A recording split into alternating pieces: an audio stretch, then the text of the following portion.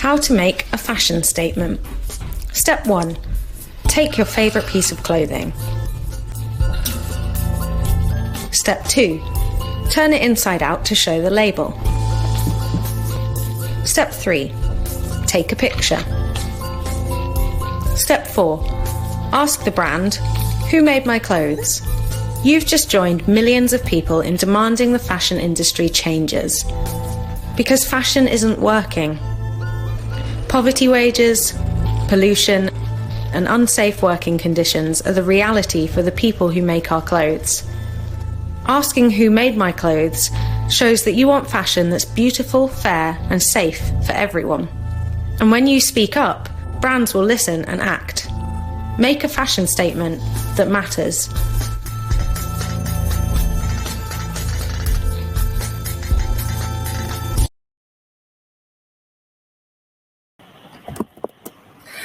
Good morning, everyone, and thank you for joining us here today. First of all, I'd like to kick off with a big Happy Earth Day, everyone. Fashion Revolution Week is part of the wider Earth Day campaign by Think City in collaboration with us and Friends of Bukit Kera. Now, there are a whole suite of activities for us to be a part of restoring our Earth with Think City, with Bukit Kera, and with Fashion Revolution, and we'd love for you to join in. So we have an itinerary here, which we will also be able to push out through the chat box, and you'll be able to see it. So do engage with us and join in on all these things that are happening this week. So as a quick introduction, Fashion Revolution Week happens every year in the week coinciding with 24th April, the anniversary of the Rana Plaza disaster in Bangladesh. Now, each year during Fashion Revolution Week, we remember the lives lost and demand that no one should die for fashion and campaign for systemic change in the fashion industry. Now, we've already kicked off with an enlightening session last night to go straight to the scene in Bangladesh, where a lot of our clothes globally are made, to really understand the scale of the situation. So this Fashion Revolution Week, we are partnering with Think City Institute, Global Shapers Kuala Lumpur, Raffles Institute, and a whole suite of respected voices across the fashion industry to really drive home these points as we bring people together from across our community to amplify unheard and marginalized voices and work together to explore innovative and interconnected solutions. We have industry panels, community discussions, we have a Meet the Maker series coming up, and we have a consumer behavior survey to understand how you shop and how the sustainability and ethical concerns impact your purchases. As part of Think Cities Institute's Earth Week 2021 campaign, attendees, all of us, will be receiving a 30% discount voucher courtesy of the Habitat Penang Hill, made possible by them and the Habitat Foundation. So we're going to kick things off in just a minute. Let's keep this an interactive session because we want to hear your thoughts on the situation as well. You use the chat box for your Q&As because at the end, we also want to pull them up to understand more and learn from the insights that our panelists are going to give.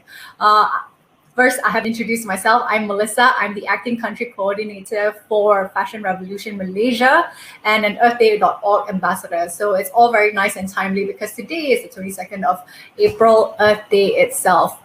So leading from last night's documentary, we have a bigger perspective on the human rights and environmental issues in the fashion industry. And today, we're going to focus in on fashion waste. We produce between 100 and 150 billion garments per year, but tragically, we only keep them half as long compared to as recent as 15 years ago.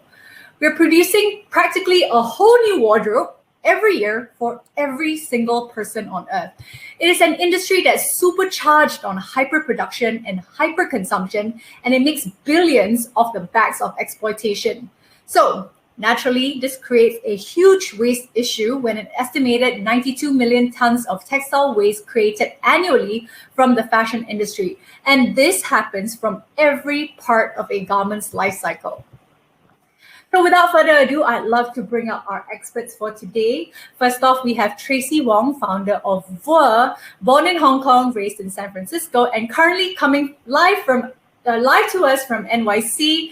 Tracy is a second-time founder, and with 10 plus years of fashion insights and experience. She has held roles from design, merchandising, product development, and production, and worked with multiple brands including Gap, Inditex, Tommy Hilfiger, Calvin Klein, and many more.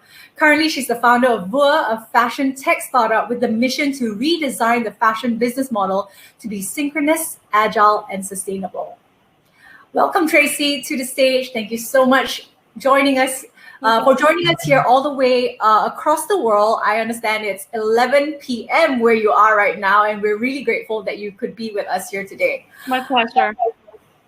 Next up, we have Naja On, environmental engineer and a conscious fashionista from Cloth Lifestyle.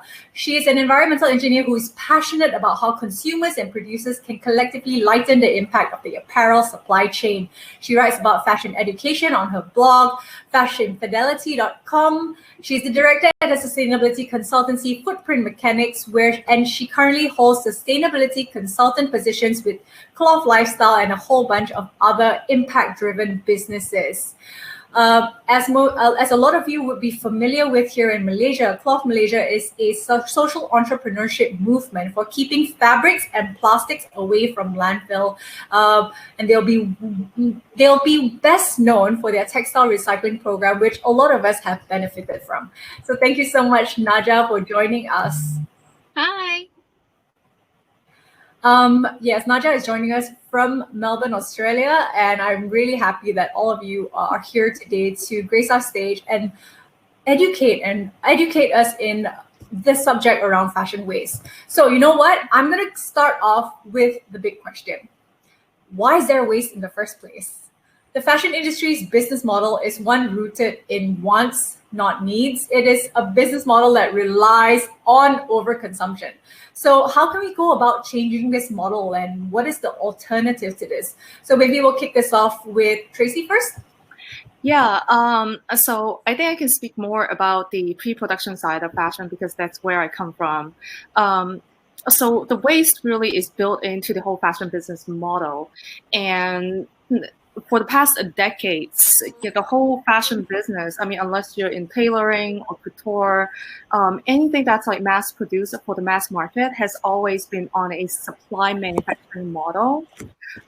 With that said, companies and brands would produce a whole batch and then they sell it. But then the problem with that is that demand forecast has always been really bad in fashion. It's almost, I mean, it's not that it's non-existent. You know, you can only forecast your demand so much a whole year in advance.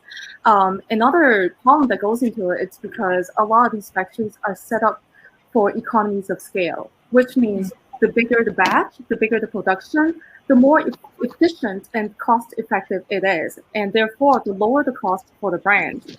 And then a lot of factories also have a minimum order quantity. So a lot of brands, a lot of the designers are to create, you know, and especially the larger factories in China, sometimes they have a minimum order quantities of like 20,000 pieces, 50,000 pieces. And then it just goes down the chain, like as they sell it to retailers, not knowing whether or not everything's going to sell, then of course, a lot of times, as you can see, not everything sells, and it's always like that every single year. So the retailers goes on sale after sale after sale, further marketing it to the consumer that, like this is replaceable, this is going to be going, this is cheap stuff. And everything is just built in overproduction. Yeah, thank you for sharing that with us, Tracy. It is built into the system, and at some point, it kind of sounds like producers are locked into it as well. Instead of being able to determine how they produce, they are part of a global system that expects that of them as well. Mm-hmm. Yeah. So I'm going to put a pin in that. Before we jump into the pre-production side of things, I'd like to direct the same question to Naja. How do we go about changing this model, and why is there waste in the first place? Thank you so much, Melissa, and thanks, Tracy. It's I think what Tracy has mentioned before has already kind of captured most of it. But what I wanted to kind of contextualize in our conversation today is the fact that people probably haven't noticed that this only had started to happen a little bit more in the last 30 years or so, like from the 1980s. And when we talk about globalization, that's important to understand the kind of evolution of how these companies have been producing this way. Fashion is only one industry that's been affected by globalization. But when I say globalization, I probably hark back to the 1980s, where we have multinational corporations now with arms and legs and shoulders and feet, like globally.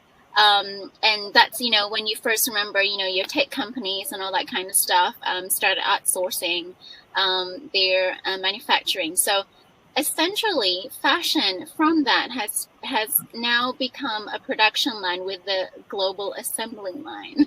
So it's important for people to understand that yes, it is factored into the process itself in terms of. It's funny because they actually say something like, it was back in the day in the 1980s when people wanted to go lean manufacturing instead of now what we call agile, which we're going to touch on later. But, the actual focus on that manufacturing is to really just vertically reduce inefficiency. And in a lot of ways, the headquarters of these global companies would be in, a developed nation, and they've reduced waste there. But then they outsource, a lot of the production line to, the global south, for example, in Asia.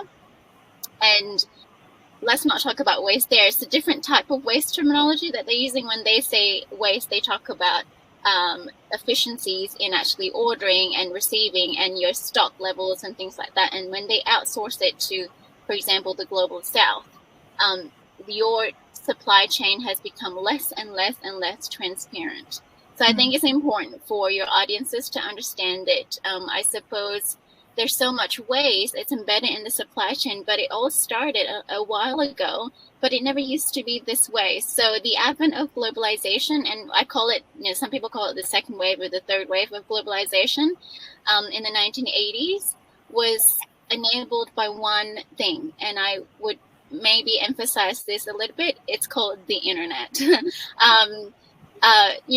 We have different types of globalization, what we call that in the evolution of a developed sort of economy. But the 1980s really sparked that multinational corporations, and that's what sparked, supply and sort of production business models like your Zara models and your Inditex models, which has now conquered, and spit out what we call its children, fast fashion.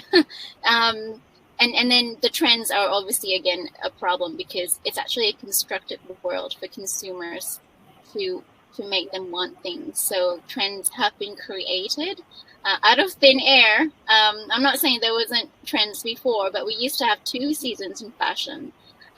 Spring, summer, autumn, winter. Now there seems to be trends like every week. So that has exacerbated the waste problem because, again, you have minimal order quantities in some of these big factories in China, for example. And it's a little bit like fashion's constantly chasing its own tail. Yeah, totally agree. That was very insightful, Naja. And again, like progress is a double-edged sword. You brought up the internet. While it brings us a lot of good things, we create new problems for us to solve in the same time. And that kind of traverses across all industries.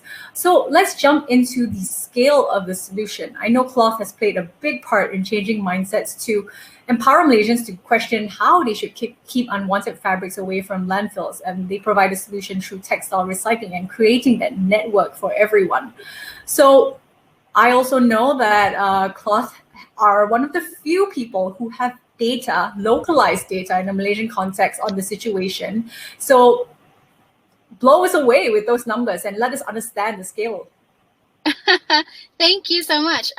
Just to maybe give everyone a bit of a background, I think a lot of people know who Cloth Lifestyle is, and we have different sort of streams of businesses, I suppose. But Cloth was started up by a couple of girlfriends, Sarah and Susie, and I hope they're watching today. I'm not sure, but I am a sustainability partner to Cloth, and that's why I'm talking to you guys today. But you know what's interesting about secondhand textiles? Let's just talk about that for a minute. I guess what is interesting in industry and people who work in textiles or in factories or industry anyway is that secondhand textiles have always been a commodity. It is a very much tried and tested and very much wanted and demanded commodity. You know, where do you think, you know, our stuffing for teddy bears come from, or insulation, or like, you know, wiper cloth for mechanics and, you know, mine sites and stuff like that. We have been making textiles forever and a day and consuming them and wearing them. And then when we finish with them, they get into the secondhand market, what we call a secondhand textiles or used textiles market. It is a multi-billion-dollar industry, and it traverses around the world. So, but with the advent of, I guess, sustainability and a little more eco-conscious sort of consumerism nowadays, I think what cloth has done is that cloth has brought light the actual non-sexy bits of actually textile recycling into you know, people's homes in terms of accessibility and a way for consumers to actually be part of the solution. And that's why Malaysians have really taken on with the model that they've got in terms of putting bins on the side of the roads and car parks and shopping malls. But not just that, they're very actually exciting looking bins. So you can have your own sort of plaster of, you know, logos on there and really creative stuff. It makes it very much more aesthetically pleasing instead of being something that, okay, this is waste. Because really, secondhand textiles is not waste. It's actually a resource. It has been a resource even before, you know, without us even knowing it. You know what I mean? Malaysians, however, I can tell you right now, we consume a lot of fashion. We do. I have seen some of the numbers that come through our H&M stores, and whoa, in Southeast Asia, man, Malaysians can shop. And that is partly because I think culturally we are very much a trend-focused sort of people. We actually quite like to be on trend. Whether or not it has negative connotations or positive ones, we are very much quite forward-looking sort of, you know, a nation. We like to be current and with our issues and with anything else around the world. Again, the internet. And so, however, the downside of that is that when we probably don't realize there is a cost in actually following trends, and that cost is actually landfill. And so landfill is a problem. It's an environment problem because technically landfill design hasn't changed in over a century. It's literally a hole in the ground, right? Whether you line it or not, whether it has high tech to actually absorb leachate or like take the gases out when it's decomposing and stuff. Technically, it is a hole in the ground. And do we need a hole in the ground to actually put rubbish inside it, or do we need actual land for beneficial use, such as agriculture and you know, open spaces and placemaking and healthy urban habitats and things like that? So in terms of textile waste, I think there is a number. I mean, we produce some crazy number of waste to landfill. Oh my God, I have just lost my slide. Where is it? I think you've got it in here somewhere.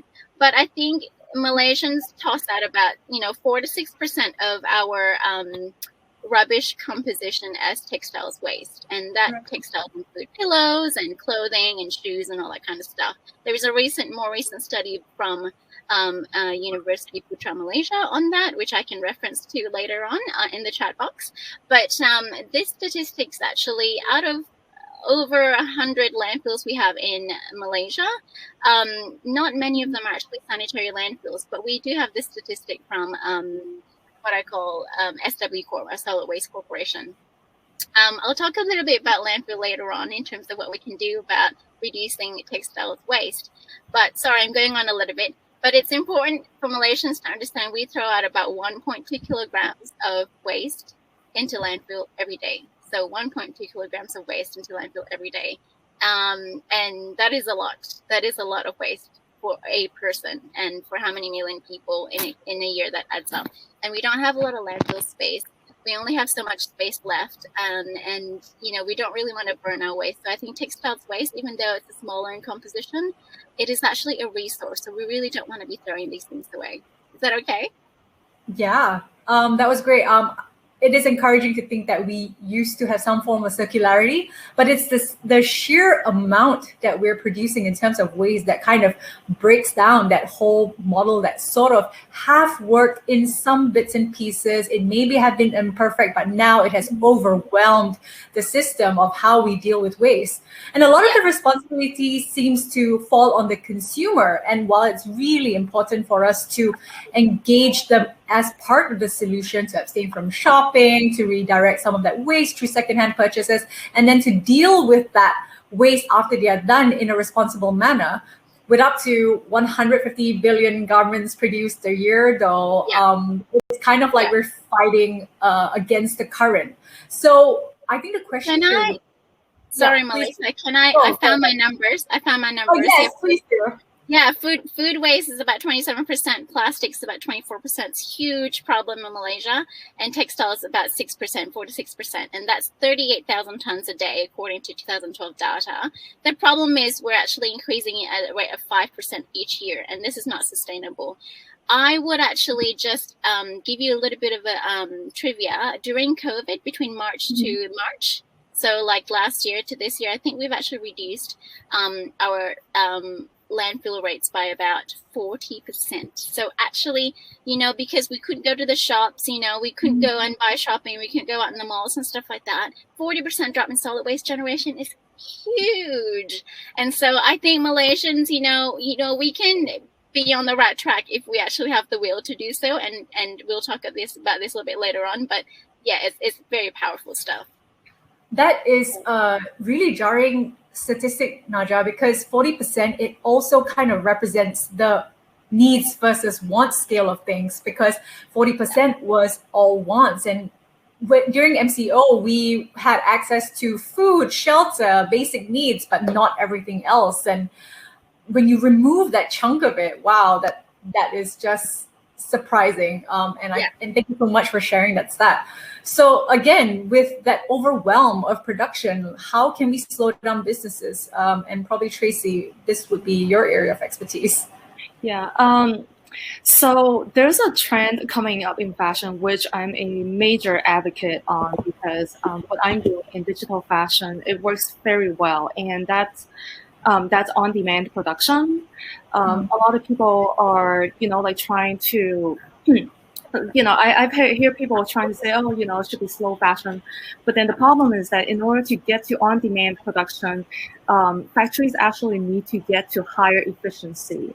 Not to produce more, but to be able to produce on demand at, only produce exactly what's being bought. And another thing is that, so that would, that would kind of solve the problem on the consumer side.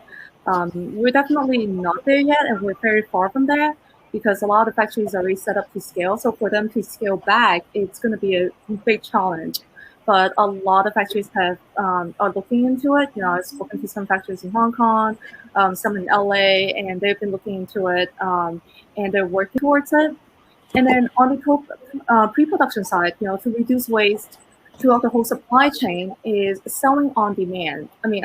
Selling digitally. So from design to the either to the retail buyer or to the end consumer, there's really no need to go through 14 stages of sampling back and forth, sending all these samples back and forth, having meetings with your buyers and sales, traveling all these time.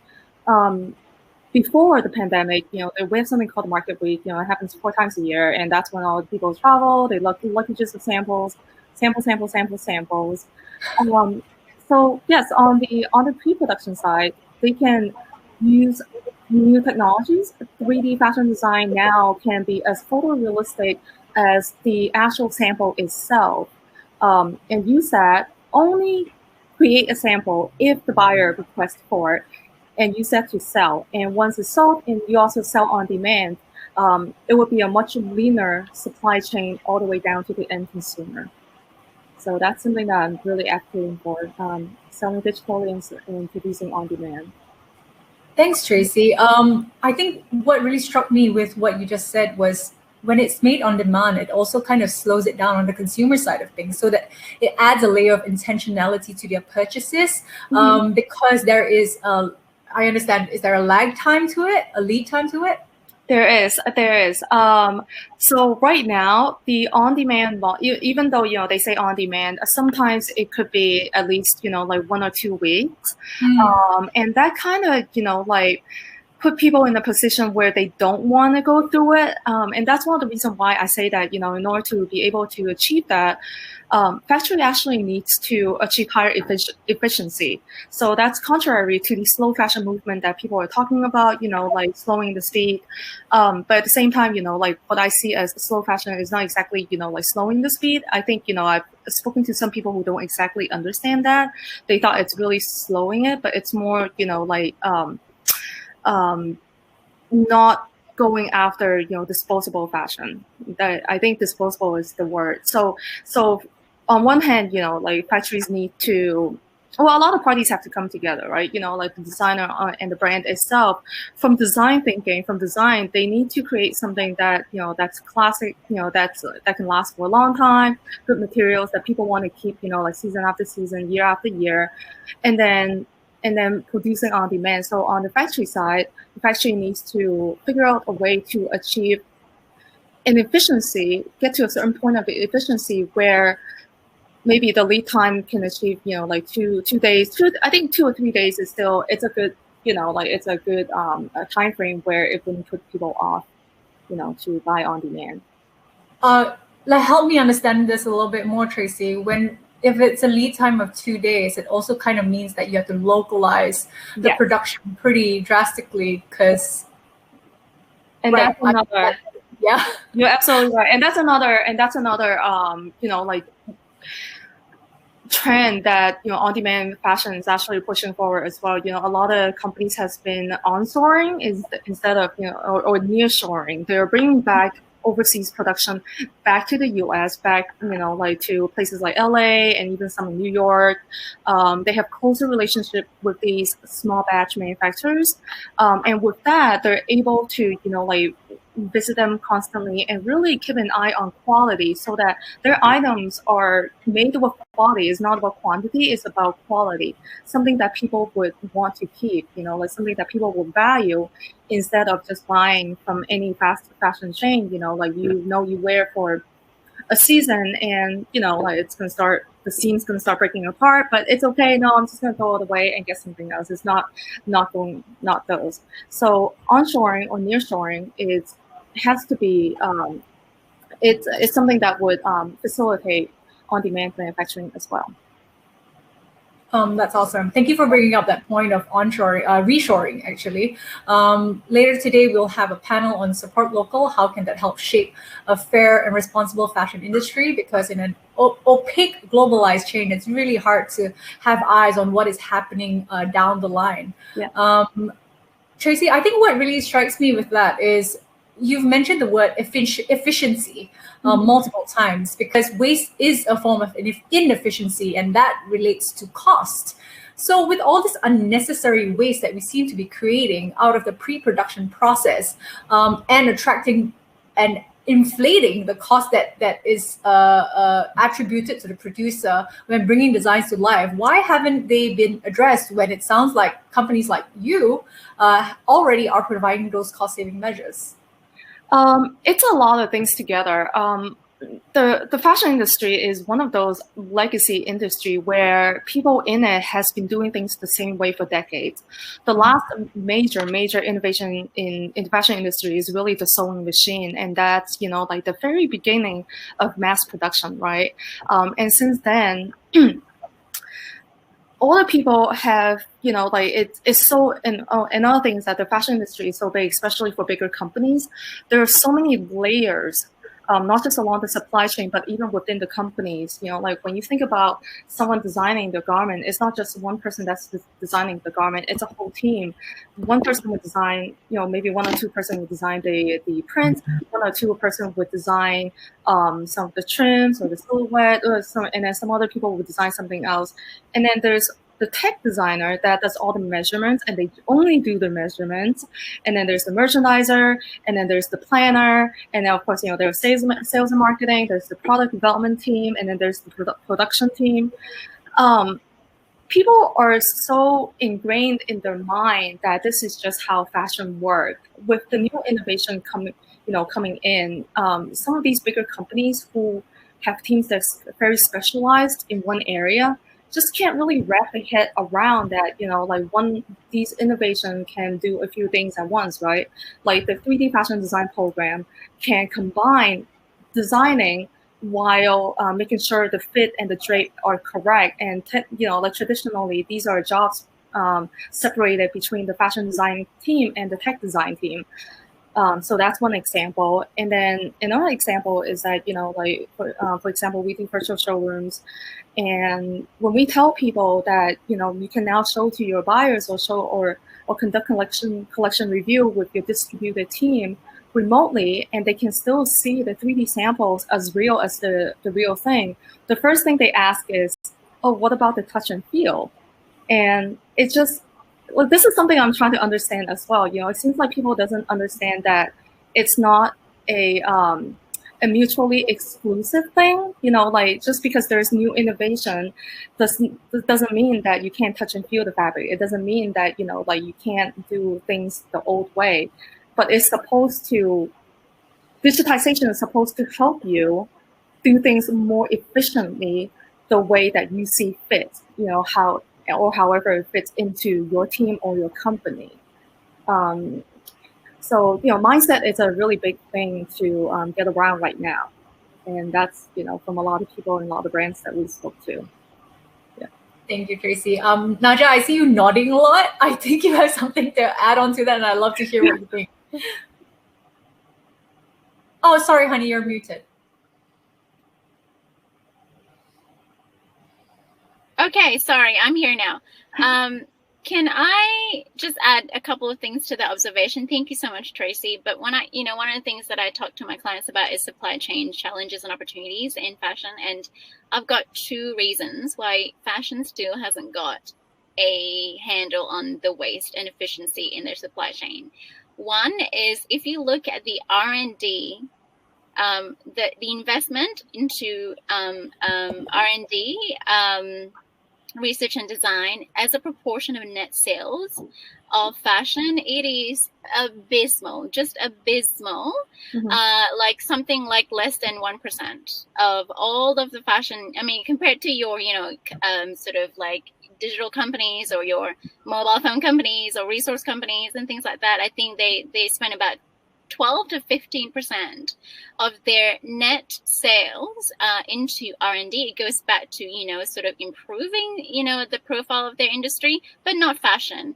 And this is why fashion's been lagging behind. And reason number two is because of regulation. So fashion is not a regulated industry. So let me just bring it back for the audience. I guess in context, it's important for people to realize, industries, heavy industries like, mining and, like water treatment or chemical manufacturing, pesticides, whatever it is, right?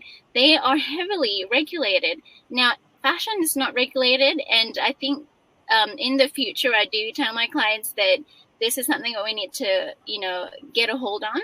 And the reason, this is why innovation has started a little bit slow in fashion. That's why they don't employ environmental engineers like me. They don't employ people who are outside of fashion. And I think they're starting to kind of get to grips with a bit more innovation, especially digitization and reducing waste through virtual samplings and things like that.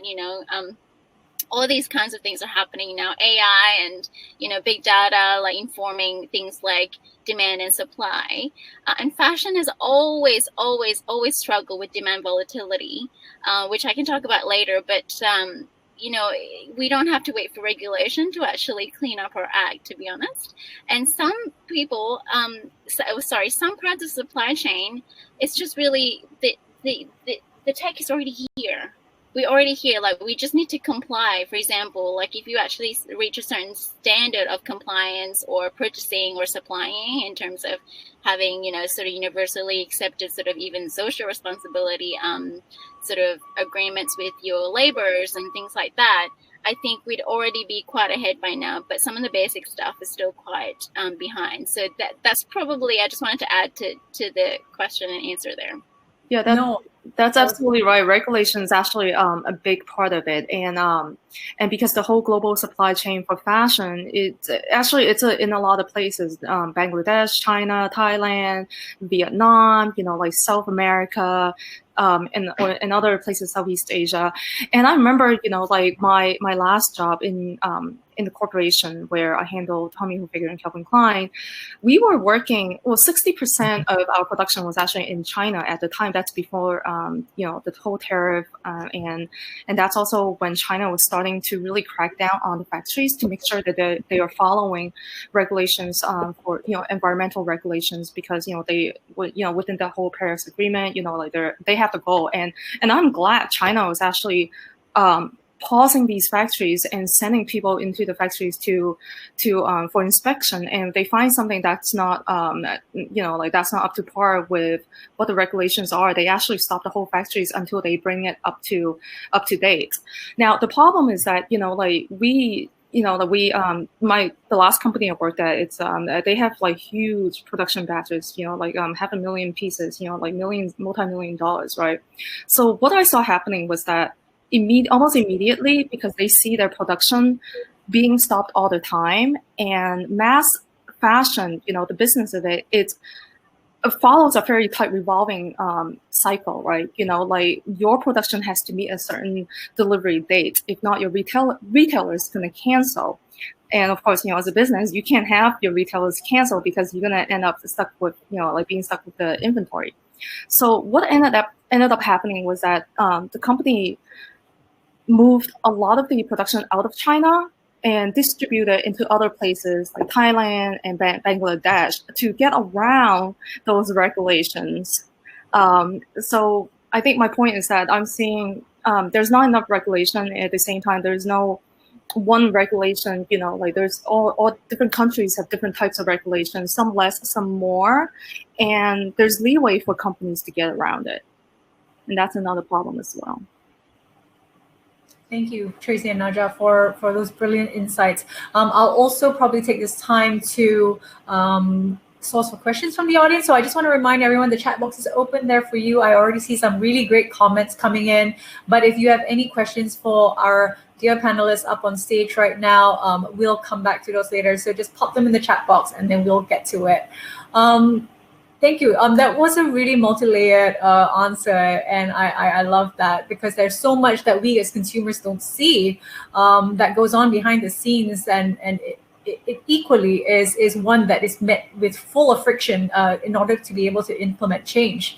Now, I want to go back to the question of waste, because waste recycling is a catch-all term, and it feels like, whatever happens in pre-production or post-consumer, we kind of rely on recycling to solve problems instead of addressing those inefficiencies that are currently happening, because recycling means it cleans up the problem, or at least it gives that impression of it. And Clough has done great work in building that awareness and in enabling that behavior for Malaysians. But it is similarly a multi-layered process where not all garments are treated the same, and it's not as if we are able to address waste as a whole just with one silver bullet. So when we think of recycling, we often think of an aluminum can that turns back into an aluminum can, but what does textile recycling really mean? Is it the same situation? And what really happens to our clothes once it hits that bin? That would be to Naja. Thank you for the question. It's an interesting question, and I think everyone's dying to know. And they're very, very valid question. We have, just to put into context so quickly, usually recycling means like for me anyways, as an engineer, it's a very technical term. Recycle actually means turning some product into another product via a chemical process. And then there are other sort of, I guess, words that are being used out there on the internet, on the web, on social media, on marketing materials, such as repurposing, reusing, upcycling, downcycling, and things like that. So there's a lot of, I guess, variations of recycling. But technically, in a technical term, usually recycling means taking one product and converting it to another product that's for another beneficial purpose via some sort of a chemical reaction. That's like the nerdy engineer in me. But just in terms of secondhand textiles, so we have a factory in Port Klang in Malaysia. The owner is Australian, and what happens, interestingly enough, is that in developed countries, we have what we call a charity shop model. So like if you don't want your clothes anymore, unfortunately, bye-bye, sad. I don't love you anymore. You know, we actually have what we, you know, it's usually associated with religious organizations like, you know, St. Vinny's or like, you know, the Good Sammy or, you know, the Red Cross and places like this. So they employ volunteers to actually sort your textiles that you donate into these stores, and then they actually get it for free. But then obviously they have some overheads in terms of sorting and all that kind of stuff. But then they sell it to make revenue. And so, and then that revenue is then used for, you know, community sort of services in terms of helping people in need and things like that. But, you know, in kind of maybe what I call developing nations, we don't necessarily have that sort of model. And so that's why the charity bins are great resources, as we mentioned before, that cloth has actually latched onto. But what happens with the things that we don't sell in places like Australia is that a lot of these clothes actually get shipped to another reprocessing facility. And in this instance, in Malaysia, we have a factory that takes on all the clothes that don't get sold in Australia. And then it gets to become three things. It gets sort of processed into different categories like jeans or like sweaters or like fleece and things like that.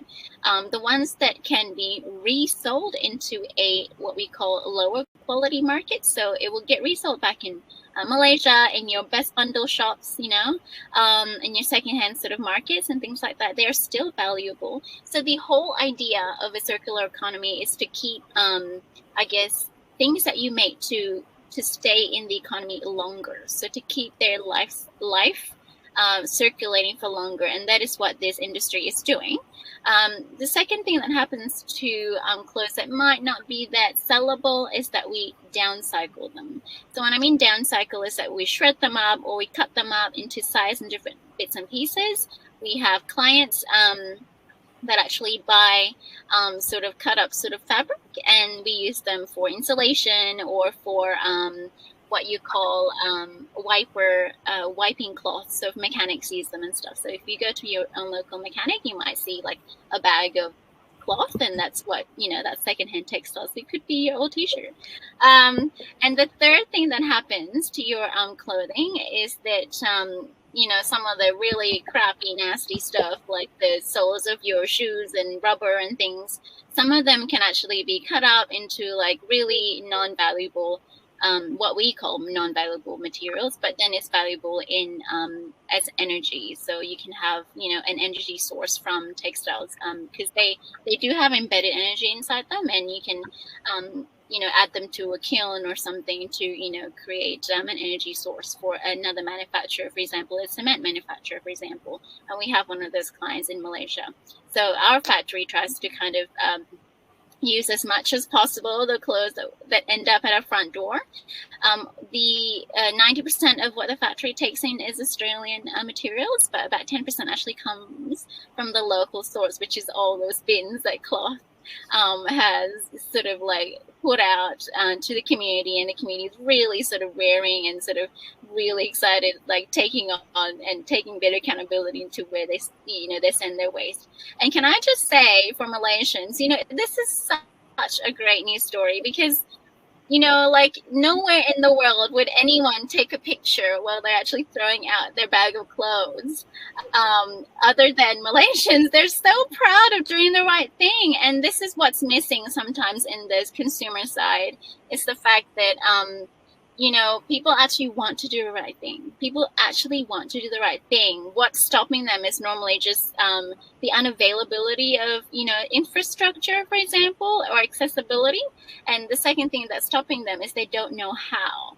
So they usually do want to do the right thing, and good, you know, good on you, Malaysians. And I was brought up this way too. You know, I would save a lot of things in a pile in my house, and I'm sure your mother or your grandmother or your cousins would have like a pile of plastic containers in one corner, or like a pile of clothes that you don't really want to throw out because you know it's actually pretty good. We're sentimental about our clothes, I think, Malaysians. We don't really want to throw anything out. So I think when our cloth bins actually got on board and became like such a massive part of infrastructure in terms of recycling, I think people really got on board. So well done. And yeah, hopefully I gave you a bit of a spiel about where your secondhand clothes go. No, definitely. That was great. I think we actually don't know what happens, or a lot of us don't. Although we have that feel good feeling of doing something responsible with our textile waste, what happens after that is kind of a blur for a lot of people. But one of the things I'm noticing from that insight is that how does it? It sounds like what percentage of it actually gets turned back into new clothing, the same way an aluminum can is turned back into an aluminum can. Yeah. Can I just say something? Turning an old piece of clothing into new clothing is almost literally non-existent. So the technology to do that now is so behind. So the problem with clothing is that we have to take out the different materials. So like, for example, I'm wearing a knit jumper that is made of acrylic, wool, and a combination of other things possibly.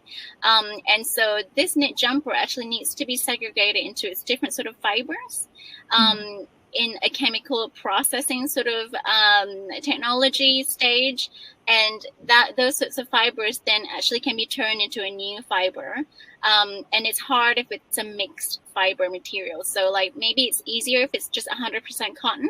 And I've gone to Indian sort of mills and textile recyclers who actually process, sort of pre-factory waste and things like that to make recycled yarn. But it's a bit harder with a mixed fiber. And can I say that it's actually intentional? When I say intentional, is that we actually have more waste now than we did before. We did not used to have a lot of mixed fibers when we make our clothes in the past. It's because with the advent of technology, again, it's a double-edged sword, as you said. With the advent of technology, you are making really good synthetic materials that provide warmth, for example, acrylic, or other materials, and we are adding more of those sort of fibers as a mix to make this clothing stronger and nicer to feel and touch, and it can mimic certain properties of a natural wool, for example. But then the downside is we're not designing it to think what happens at the end. And so this is, there's a whole conversation. We can talk about waste like forever and a day. Can I add one thing about the textile recycling though, Mel? People might not think like your old shoes are actually, no one wants to wear them, but I've been to the factory, right? Like multiple times. And like, there is a section that just likes one-sided shoes, like one-sided slippers. And I'm like, why? It's because some of our customers in Pakistan, like on the foothills of the Himalaya, the Sherpas go up the hills, or the mountain, right? And then they lose one shoe, but it is expensive to buy a whole pair of shoe. So they go to the market at the bottom of the hill and they actually just want to find a similar looking other pair of shoe to go with the other shoe that hasn't broken down. So this is what we call a secondhand economy. It is a real economy, and it is a commodity that is very valuable in the market. And so I think Malaysians can rest easy to know that their clothes that they used to love is going to another place that maybe someone else could love down the line. Thank you, Naja. I hope you won't mind me pressing on a little bit more down this line of thought. At the same time, we often hear how it is a form of colonialization as well, because we are outsourcing our waste problem to lower income countries who then have to be the consumers of one-sided pair of shoes, and it overwhelms their own economy as well with cheap secondhand goods that kind of displaces local manufactured fashion, and then those artisans then suffer, and their fashion industry is affected in a way. What are your thoughts on that? Oh my God, this is gonna take forever. But just to summarize, I know this is a whole lot of, I work in sustainability, and you can't really look at environmental impact, in just a siloed, like it's all kind of interrelated, and it is absolutely a very interesting question, because even now we talk about things like modern slavery, right? Just because like we come from maybe a developed nation, for example, doesn't mean like slavery don't exist, But quickly, just in terms of that, I think it's there's yeses and there's nos, as in it's 50-50. So for example, globalization, I don't know if you recall, if I mentioned before, has actually imploded around the country in the fact that a lot of local cultures have started to erode in terms of what's important to them. Mm-hmm. So globalization has actually come from a Western sort of lens. So for example, a lot of people I want to dress like a skater boy. I don't know, I want to dress like this, when they actually have their own heritage. And so like we are actually looking up to some sort of a trend or standard that's been set by someone else that we want to then emulate, right? And so globalization has many different other areas that that it's not just fashion, in terms of local culture, local heritage, local sort of skill sets have been lost over time, and it's been eroding over the last few decades, and fashion is not is also having this problem. So in terms of the secondhand economy, on one end, you might think that it is bad for a local economy. Yes and no. It is still in the capitalist society that we are operating in. We're working within this sort of what I call model. In places like Bangladesh, for example, we have uplifted sort of people from poverty to work in textile, what we call ready-made garments sort of sector, which they wouldn't have before if they didn't have these jobs. So it's kind of like almost the same sort of argument in the fact that we are losing some of that, but the trick here is the balance. So the balance is that we don't overconsume. We don't treat, the global south as the landfill of the world. And that actually does come from the top. But one of the things that we don't really talk about is what we call, instead of top-down sort of approach to maybe sustainability in the fashion supply chain, we can look at bottom-up sort of versions of it. So manufacturers actually have a say. When Tracy said about sort of, on-demand manufacturing and on-demand production, they actually can empower themselves to say, look, we only have blue dye this season. I'm not going to make you something special for like next year. I'm just saying, I'm just like putting some ideas. We don't talk about empowering some of the people in the supply chain to actually like add on value, higher up in the supply chain, instead of just being, just robots making things, So I think it's important for people to grasp that it has come from decades and decades of erosion of culture and some of those skill sets. It has actually grown other skill sets, though. I think Asia is probably like at the forefront of actually AI and big data and, Internet of Things. And so I think there is a flip there that we can actually add value to that supply chain and actually add demand from the bottom up instead. If we empower our economy with the right skill sets, we can definitely make a difference and kind of neutralize some of that power balance, if that makes sense.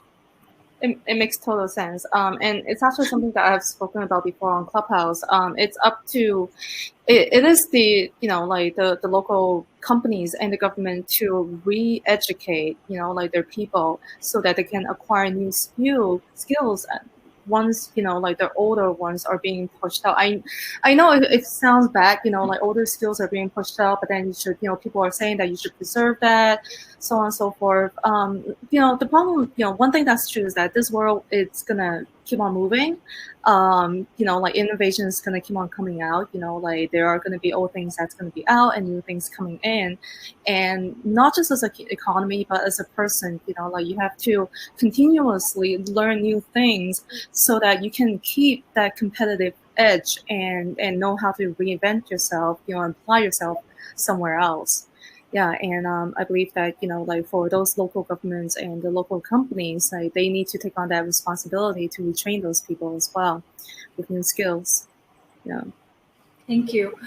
Thanks for all of that, you guys. I'm also realizing now. So we're 5 minutes away from closing down. I just want to connect what both of you have just said, because I realize that we have someone from one end of the life cycle of a piece of clothing to the other end, and how does this both connect to kind of move the system into a better place with solutions that are coming from your side of the story, Tracy, in pre-production, to your side of the story, Naja, in post-consumer.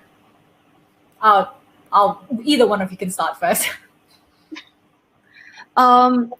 I think as of right now, like since there are, so many different, like regulations in different countries, or, the lack of regulations in some places, it has to be bottom up, like the consumer has to demand it, and the companies have to answer to their customers. If not, you can't survive as a business. So consumer has a voice, and it's going to be a really strong voice, and you guys, consumers, just need to voices. This is what they want. They don't want waste. They only wanted to buy something that's on demand. They need to stick with those value and not cost. Try not to stick with the cost of things if they can. Stick with the value and demand it from their brands. And that's one way that that it's going to force these brands to do what we want them to do. Thank you, Tracy. It kind of reminds us that there is power in every individual to demand change and support the businesses that are doing so and making a change, so that everyone else feels the pressure to go in the same direction. Naja, do you have any thoughts on that? I do. So it's funny because I operate a B2B business, but then I also talk to consumers about what they can do. Sometimes some of the things that we talk about now, like one person, they're like, well, what am I supposed to do? It's all too hard to change everything. But no, the thing is, it is not hard. I can tell you right now, if anyone's listening, the power of your dollar, as Tracy said before, is super important. I don't know if you guys know, but if you've been monitoring, because I do this, it's like very boring. But I monitor, like your big sort of fast fashion companies, some of them, not all of them, have actually reduced revenue in the last quarter of this time last year, and also in the whole of the year, last year and things like that. So I think obviously that's COVID, but it is making them think about how am I. Sorry, Naja. I think you're covering your mic because you've kind of faded out. Oh, sorry. Can you hear me now? Yes, much better. Yeah. Sorry. So I think, the power of the dollar is very important, and dollar is still kind of is king, to some of these companies and retailers. So I think if people kind of demand from what they buy, that's giving them a signal to then sustain their organization into the future. Because if you want to keep your organization going, and if you don't innovate, you're not going to survive. So pretty much you're going to drop off like flies. But for the consumers listening, I think the first thing to do is to avoid buying anything that's going to turn to rubbish. Yep. And that includes your clothes. So I know it's easy to go, I'm just going to spend $10 here, $10 there. But, at the end of the day, you're going to wash it and it's going to shrink and it's not going to look good. Try to, if you really need something new, like a wardrobe refresh, try and organize like a fashion swap with your friends. And I know, Melissa, you do that, once in a while now. So go to a fashion swap, bring 5 items, and then take 5 items back. That's completely different, and it makes you feel good to know that like your friends are wearing something that you don't really want to throw away, but then they look fabulous in it. And reduce, try to reduce and minimize the rubbish you're trying to generate first. If you really need to buy new, then I would say please buy something that is going to last. I always say to people, like, does it pass my grandma test? So like a grandma test is where you look at what your grandma used to have in her wardrobe. It's either made out of silk or nice cotton, and you feel it, and it's still like 50, 60 years on, it still looks fabulous, and you want that. You're like, Grandma, can I have it? And so like buy only something that you reckon your grandma would approve, good quality stuff. And I know it might be a bit of a cost to start with, but imagine like the 10 ringgit, $10 that you spend every month times a year. and like save that money, to actually buy something that you really want and that'll look good on you all the time. Not everyone can like pull off white camouflage pants. I'm just saying, you don't have to buy that anymore. Just buy stuff that suits your own personal style. I'm really about personal style. I grew up with secondhand clothes. I never had new clothes growing up. I turned out okay. Can I add something to that? Yeah. Yeah. So I stopped buying new for since 3 years ago, and I only shop secondhand store now. And I've been talking to a lot of people, who are not familiar with it, and they're like, oh, someone else wore. I don't know how I feel about it. But I just want to let people know that sometimes when you go to a secondhand store, so many people are throwing out new stuff with tags on. So you can still go to a secondhand store looking for new stuff. And plus, if you really think about it, everybody's sleeping hotels. Those sheets have been washed, over and over and over again. Probably 100 people slept in it, and and people are okay sleeping in sheets that a lot of people have slept in. God knows what they did, right? God knows what they did in the sheets. So as long as you wash it right, then it'll be fine. And another thing is, if people actually wanted to buy something new and they just can't get over the, the ickiness, look for things that are pure materials, 100% cotton, 100% hemp, 100% poly or whatever. It just know that textile recycling, the technology, it's gonna improve, so fast in the next few years. So just be ready so that you have, pure 100% material, and it doesn't need to because the blended materials, the blended fibers are really hard to recycle. It is something that more brands need to take into consideration. So recently I learned that 2 years ago Adidas released just one pair of the entire collection, a mono-material sneaker, so that it had 100% recyclability. And this needs to be more of a common thing amongst brands, because we need to consume and produce with end of life in mind. It seems like whatever you guys have just shared, super insightful, have fired up the chats right now, because now everyone has questions. So we're going to go on for a little bit more, just because I really want to address and respect the thoughts that you've shared and having their questions answered.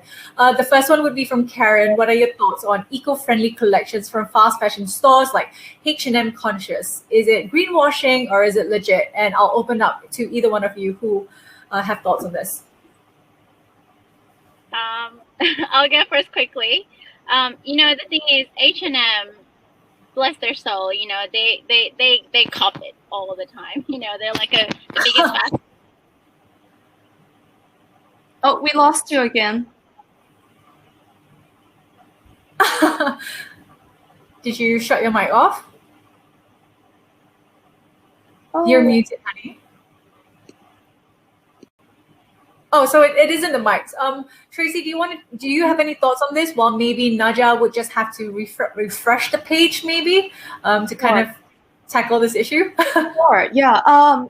So H&M, I've seen them, having a lot of initiative.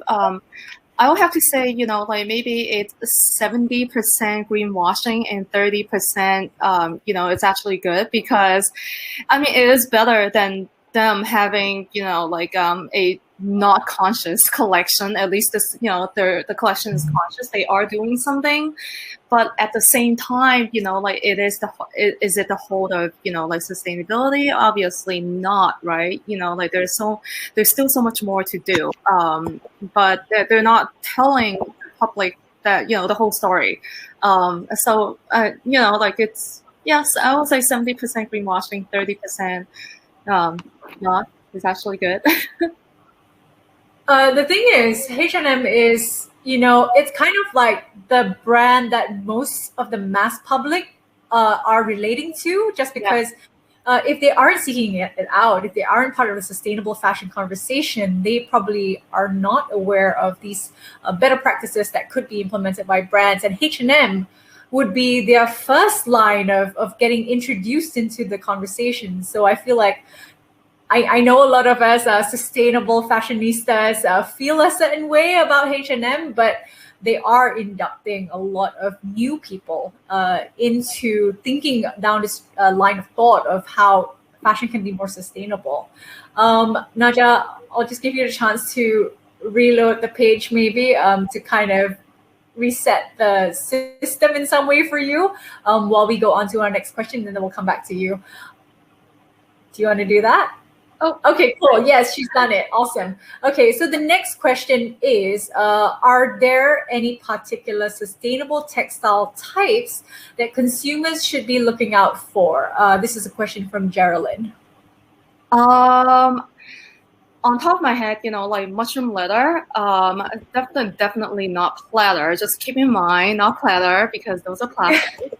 Mushroom leather, it's a good thing. And then there's actually a type of actual leather, like real leather, but it's lab grown. So all they really need to do is just one biopsy from the cow. The cow will be grazing, eating grass in the field, and that one biopsy will be growing leather forever. So that's another, good sustainable fabric. And another one, I think, comes from Italy. That one is actually a little bit more expensive though. They use the orange, it's called orange fiber. So they use orange waste from the orange juice industry. I forgot which one. I have to look it up again. Can you hear me? Yeah. Yes. Not just It's this place in Italy where they have so much oranges. Orange They actually have to throw them away. It's a crazy town. It's got too many oranges, so they've decided to upcycle it into a fibrous material. Yep, orange fiber. It's very luxurious. It's so soft. It could be. It feels like silk. I actually love that. So yeah.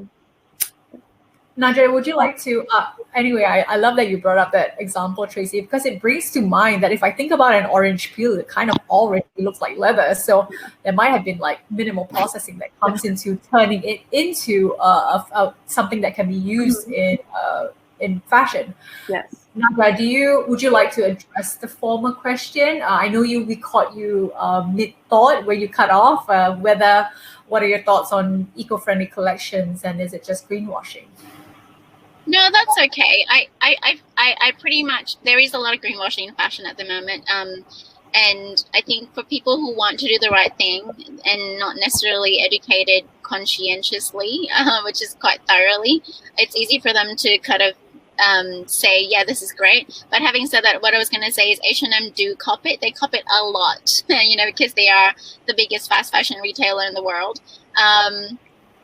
What I would say is that I would agree with Tracy in the fact that, I read the sustainability reports, and what people don't know is that H&M has this organization called H&M Foundation that is actually sort of funding a lot of innovation in textiles and sort of design and supply chain opportunities, and people don't see the money that goes into this. And they've actually done lots of different things. They've actually managed to every year there's a round and there's a competition. You can actually sort of pitch your ideation, and if you've got a stereotype sort of phase and go for rounds of funding. But what I was going to say is that they are leaders in innovation. There's a lot of companies now who have banded together to actually fund a lot of innovation in fashion, and they're one of those companies. And you can look at this at the Global Fashion Agenda website, which I can send you the link later.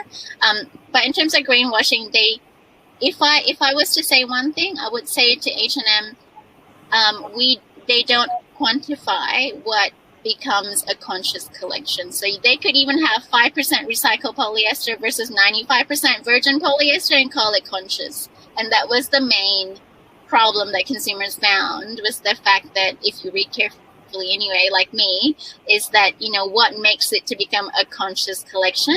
What are the minimum sort of, it's a bit like made in Malaysia or made in Australia. It's like 95% ingredients are made in Malaysia that it qualifies, so their qualifier was a bit non-transparent, and that was the problem with that.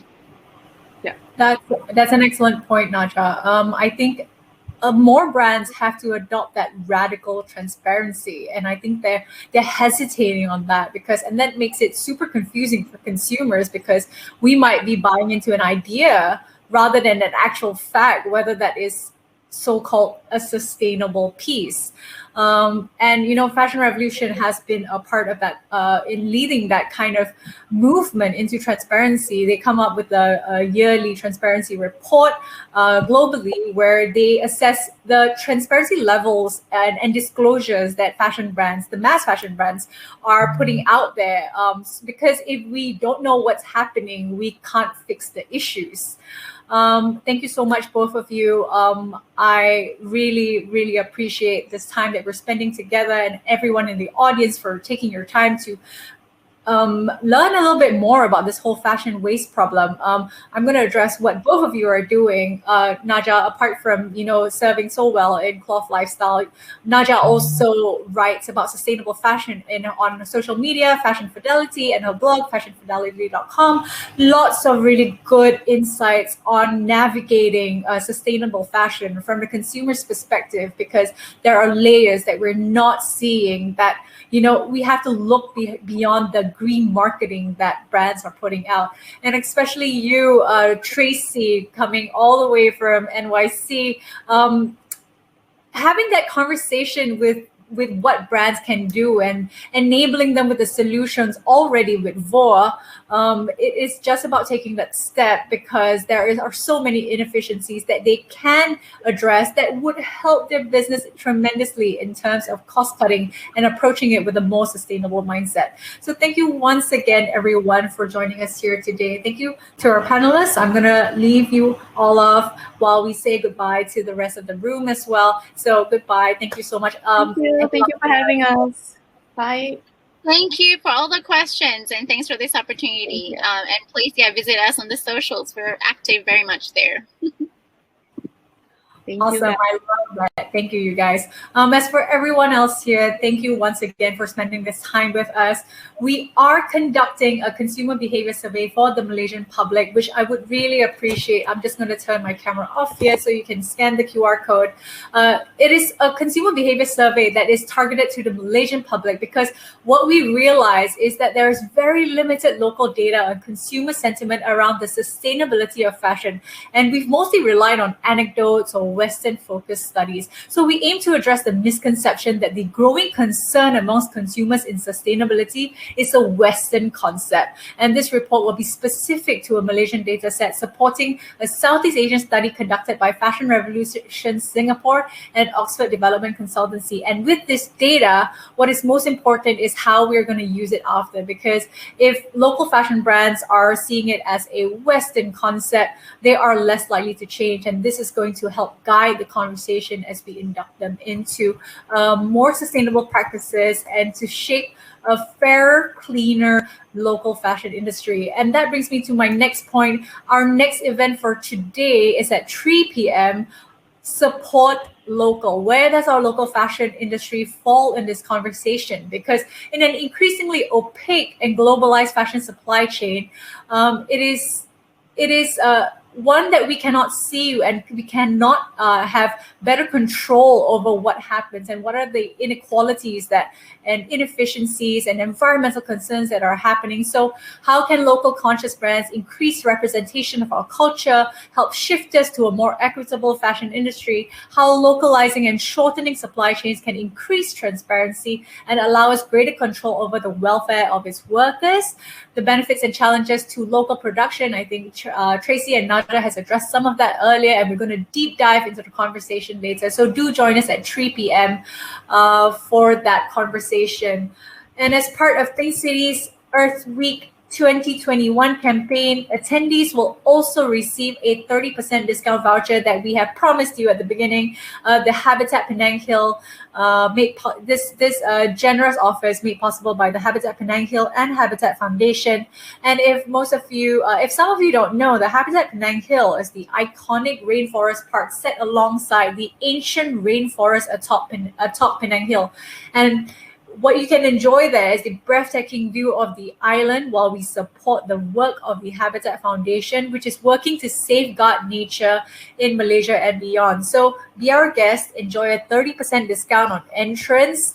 We're going to leave off we're going to say goodbye for now and leave you with a video that will give you a greater insight on what you can look forward to at the Habitat Penang after the borders open, after interstate restrictions lift. And then, I'm sure everyone wants to further that cause of supporting local and enjoy our local heritage. So thank you, everyone. Once again, we'll see you in the next session at 3 p.m.